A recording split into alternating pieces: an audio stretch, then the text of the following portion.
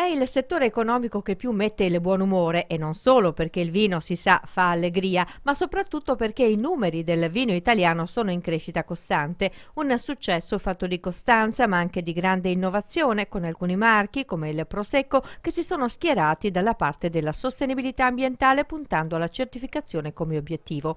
Vinitaly 2017 è l'edizione dei record perché al quartiere fieristico veronese hanno fatto tappa ben 4.272 espositori con una ulteriore crescita dovuta soprattutto alle presenze estere. Il settore del vino in Italia produce un fatturato superiore agli 11 miliardi con un export di 5,6 miliardi di euro.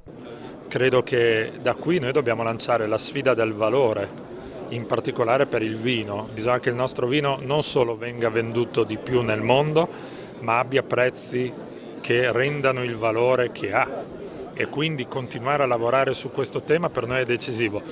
Vuol dire internazionalizzarsi sempre di più, vuol dire costruire nuova organizzazione, vuol dire anche semplificare il più possibile, come stiamo cercando di fare e come abbiamo fatto anche col testo unico del vino.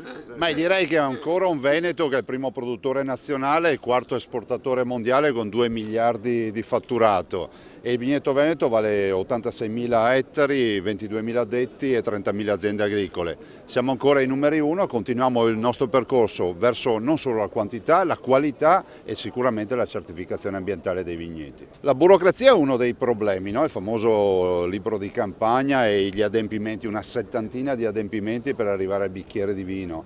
Però c'è anche da dire che oggi la vera sfida è quella ambientale, quella di certificare il prodotto e in generale il vigneto. Voglio anche riconoscere che c'è una bella esperienza che è quella del Prosecco che ha deciso di eliminare ben 3 prodotti, il glifosate, il Folpet e il Mancozeb, che sono 3 prodotti che comunque sono inquinanti. Abbiamo 87.100 ettari di vigneto, di cui l'84% sono tutte denominazioni, cioè DOC, DOCG o IGT, quindi è anche l'84% di un vino controllato sia in campo ma comunque anche in cantina per qualità e quantità. Quindi sicuramente affrontiamo i mercati internazionali in maniera importante con una grande promozione e con una grande prospettiva di un prodotto di qualità che è apprezzatissimo soprattutto nei mercati del Nord Europa e del Nord America. E tra i padiglioni ha fatto tappa anche il leader della Lega Nord Matteo Salvini, anche nel vino lui farebbe a meno dell'Europa. Ma il nostro prodotto è il migliore al mondo.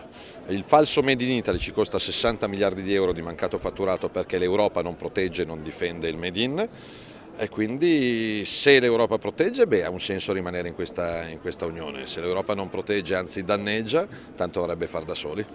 Il vino italiano è però alle prese con varie sfide, il mercato cinese che rappresenta un'opportunità di gigantesche proporzioni, ma anche la preoccupazione per i possibili dazi sul fronte USA e per gli effetti della Brexit in territorio europeo.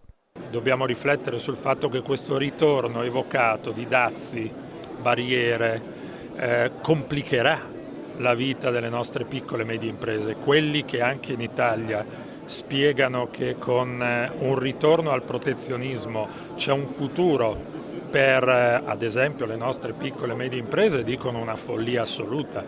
Le nostre piccole e medie imprese sono esportatrici, hanno bisogno di mercati liberi, aperti, dove poter giocare la qualità dei nostri prodotti. Tornare a dazi e barriere complicherà loro la vita, quindi noi dobbiamo fare di tutto perché questo non accada. Dobbiamo rafforzare l'idea di una Europa anche agricola, alimentare, forte, al sostegno di queste imprese spesso familiari.